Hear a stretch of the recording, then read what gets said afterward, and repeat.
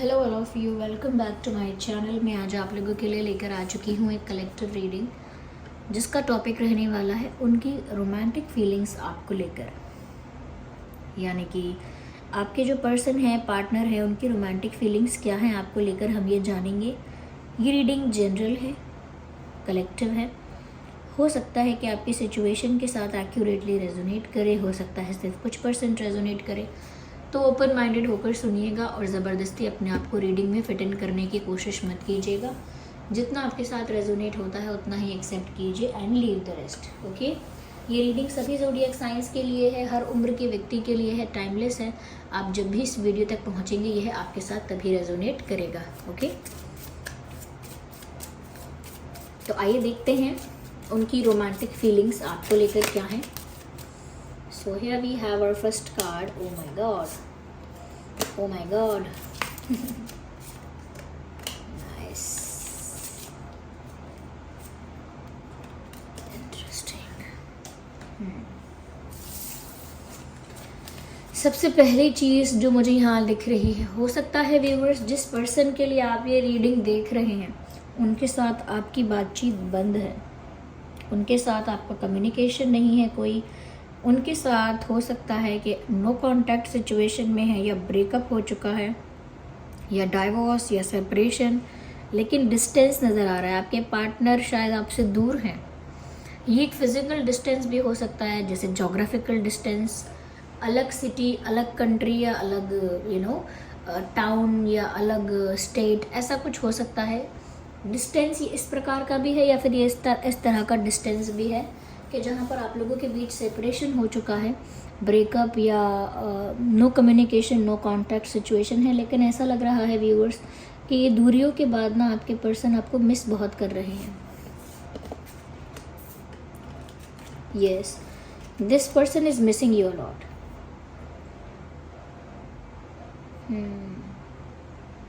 अपना जो हाथ है उन्होंने इसे दिल पे रखा हुआ है और अपनी चेस्ट पे रखा हुआ है, और कहीं ना कहीं ये आपको याद बहुत कर रहे हैं। यस, हो सकता है आपसे जुड़ी हुई कुछ बातें याद कर रहे हैं, लेकिन वो आपको याद कर रहे हैं, और वो उस समय को भी याद कर रहे हैं जब आप लोग अलग हुए, या जिस मोमेंट पे आपकी बातचीत बंद हुई, या फिर जिस रीज़न से आपकी बातचीत बंद हुई, आपके बीच कोई कॉन्फ्लिक्ट, कोई सेपरेशन, कोई डिस्टेंस या कोई गैप आया, उस मोमेंट को भी बहुत याद कर रहे हैं और दुखी हो रहे हैं कि उस मोमेंट की वजह से, या उस समय से ही, या उस कारण की वजह से ही आप लोग दूर हैं। तो दुखी हैं, और उस सेपरेशन के या कॉन्फ्लिक्ट के या उस मोमेंट को, उस पेनफुल मोमेंट को याद करके और ज़्यादा दुखी हो जाते हैं, मिस कर रहे हैं आपको। कहीं ना कहीं ऐसा लगता है व्यूअर्स कि अपने फ्रेंड्स को बताते हैं कि वो आपको याद कर रहे हैं, अपने फ्रेंड्स से अपनी प्रॉब्लम, अपना पेन, कहीं ना कहीं आपको याद करना, ये सब वो डिस्कस कर रहे हैं, शेयर कर रहे हैं। एक अच्छी एडवाइस, एक अच्छा सजेशन, एक अच्छी गाइडेंस एक्सपेक्ट कर रहे हैं अपने दोस्तों से। तो हो सकता है इन्होंने आपके बारे में, या वो आपको कितना याद कर रहे हैं, कितना मिस करते हैं, इस बारे में अपने कॉमन, अगर आप लोगों के कॉमन फ्रेंड्स हैं तो उनको बताया होगा, नहीं तो अपने दोस्तों को, या कुछ लोग ऐसे जो क्लोज़ हैं इनके, उनको बताया है इन्होंने। Let me have some water.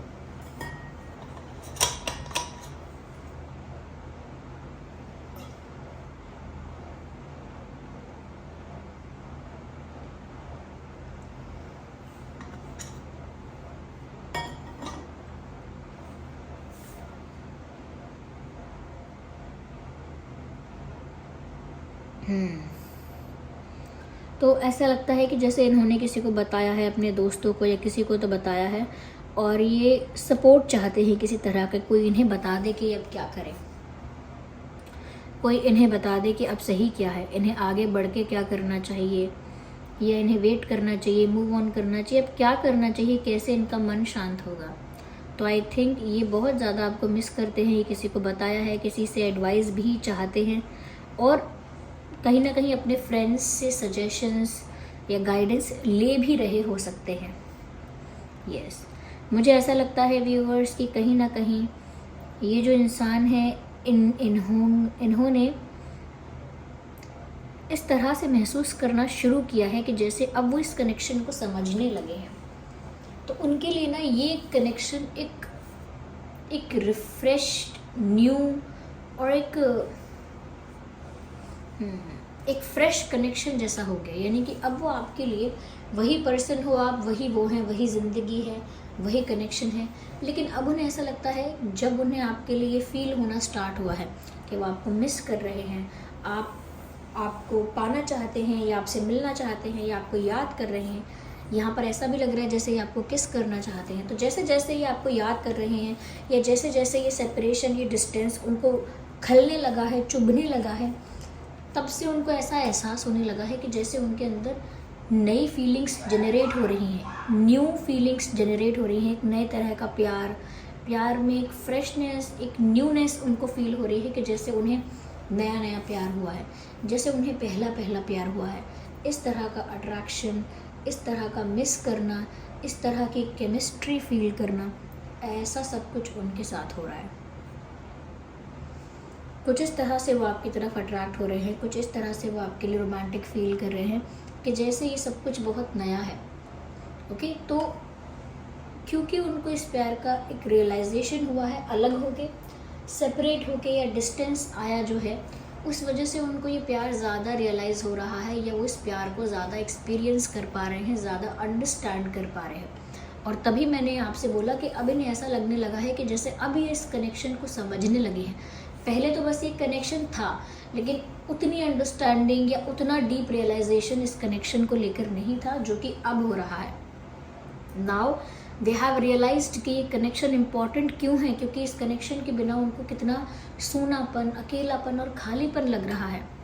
Okay, अब उन्हें ये समझ में आया है, और अब कहीं ना कहीं उनको ये भी एहसास हुआ है कि ये कनेक्शन उनके लिए कितना रोमांटिक है।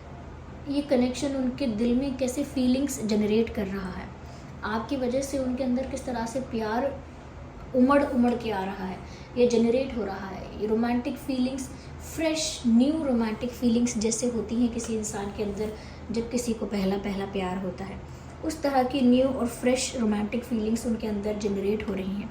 उन्हें लग रहा है कि यही पुराना कनेक्शन एक नया रिश्ता बन गया है, एक उसी पर्सन के साथ एक न्यू जर्नी होनी चाहिए, या उसी पर्सन के साथ एक और चांस मिलना चाहिए। यानी आप ही के साथ उन्हें एक नया सफ़र तय करना चाहिए, आप ही के साथ उन्हें एक न्यू बिगिनिंग करनी चाहिए, क्योंकि वो एक फ्रेशनेस महसूस कर रहे हैं, या फिर वो इस रिश्ते को भी एक नए एंगल से शुरू करना चाहते हैं, एक न्यू जर्नी चाहते हैं।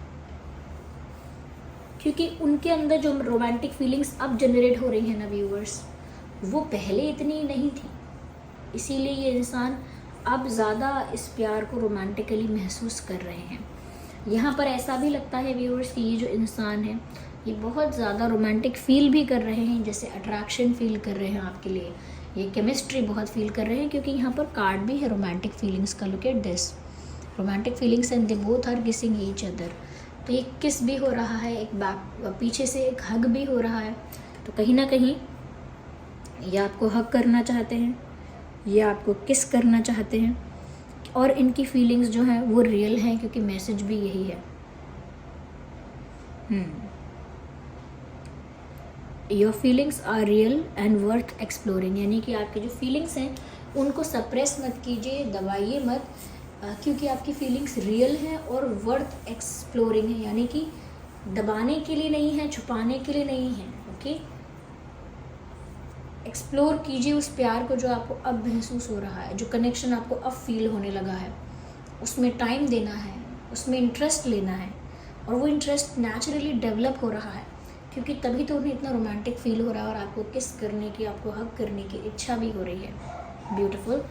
यहाँ पर तो मुझे ऐसा ही लग रहा है, कहीं ना कहीं इनके फ्रेंड्स भी इनको अच्छा गाइड कर रहे हैं। चलिए हम और कार्ड्स लेते हैं, गाइडेंस भी लेते हैं यहाँ पे, क्या मैसेजेस हैं यहाँ पे आप लोगों के लिए। ओके, सो ये कार्ड है intend and create high priest. तो ये हाई प्रीस्ट का कार्ड आया है व्यूअर्स। इससे साफ साफ पता चलता है कि इस समय आप एक ऐसी एनर्जी में हो, या मैं कहूँ आप दोनों ही एक ऐसी एनर्जी में हो जो आप चाहो उसे क्रिएट कर सकते हो। यानी कि आपका इंटेंशन, फोकस और टारगेट क्लियर होना चाहिए कि आप चाहते क्या हो। आपको क्या चाहिए उस चीज़ में कोई कन्फ्यूजन नहीं होना चाहिए। फिर जो आप चाहते हो उसे क्रिएट कर पाओगे। कहीं ना कहीं आपके पर्सन भी यही कर रहे हैं, नोइंगली और अननोइंगली, इंटेंशनली और अनइंटेंशनली आपको अपनी लाइफ में अट्रैक्ट कर रहे हैं, आपको अपनी लाइफ में मैनिफेस्ट कर रहे हैं। तो वही यहाँ पर मुझे लगता है कि व्यूअर्स, इस समय आप दोनों की एनर्जी एक हाई वाइब्रेशनल लेवल पर है, जिस वजह से ऐसा लगता है कि आप लोग जो भी चाहें वो अट्रैक्ट कर पाएंगे, मैनिफेस्ट कर पाएंगे। इसीलिए आप दोनों फोकस रखिए उसी चीज़ पर, उसी बात पर कि आप सच में क्या चाहते हैं। और अगर इस वक्त कन्फ्यूजन रहेगा तो फिर वो जो आप चाहते हैं वो नहीं मिलेगा। ओके, जैसे कुछ लोगों को रेड रोज़ चाहिए, लेकिन वो कहते हैं अरे येलो फ्लावर कितना अच्छा लगता है ना, मुझे वो लिली फ्लावर्स भी कितने सुंदर हैं और ये कितना अच्छा है, तो फिर रेड रोज़ पर टारगेट है ही नहीं, रेड रोज़ पर एम किया ही नहीं है। तो फिर यहाँ वहाँ दिमाग जा रहा है कि ये भी अच्छा है वो भी अच्छा है, तो मैनिफेस्टेशन कैसे होगी? अगर मैनिफेस्टेशन गुलाब के फूल की करनी है तो बाकी फूलों की तारीफ़ करके, बाकी फूलों को देख देख के आपकी मैनिफेस्टेशन पूरी नहीं होने वाली। इसीलिए फोकस क्लियर होना चाहिए, डिस्ट्रैक्शन नहीं होना चाहिए, और फिर आप जो चाहें उसे रियलिटी बना पाएंगे, यानी कि क्रिएट कर पाएंगे, मैनिफेस्ट कर पाएंगे। Okay, just a second.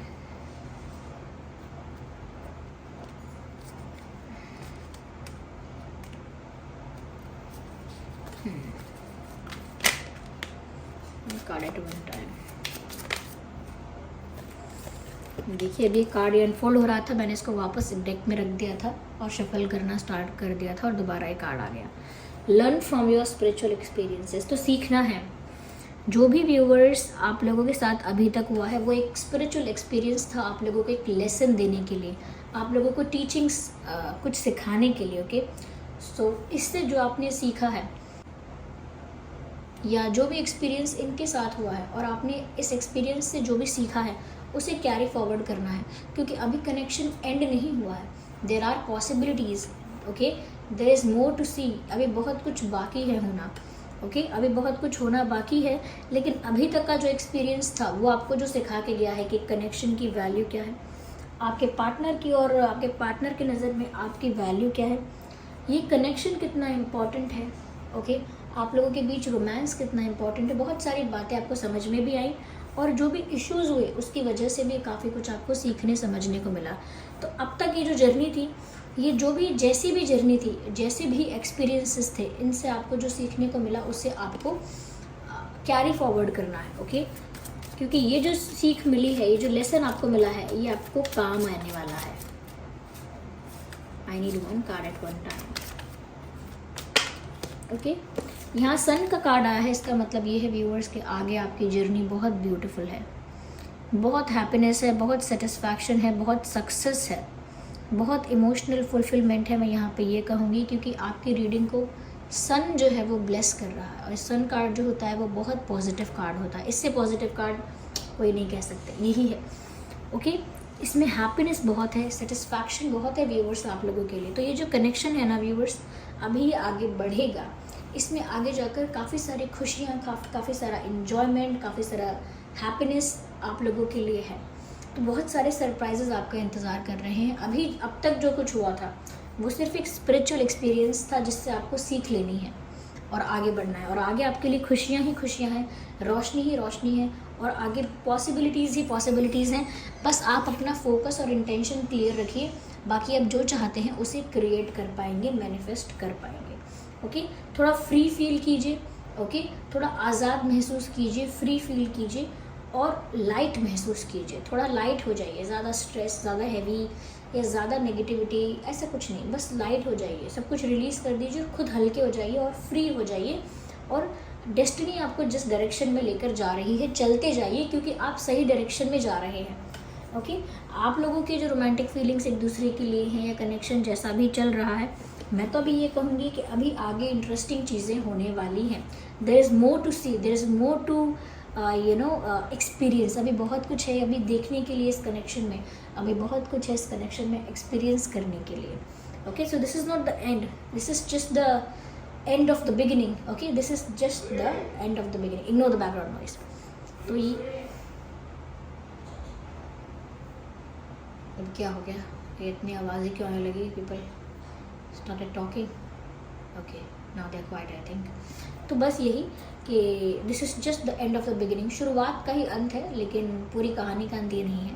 शुरुआत खत्म हो चुकी है, आगे बढ़ने का समय आ गया. Okay, so this is not the primary stage any more, move forward. So this was the reading. चलिए मिलते हैं अगली रीडिंग में, तब तक के लिए bye bye family, take care.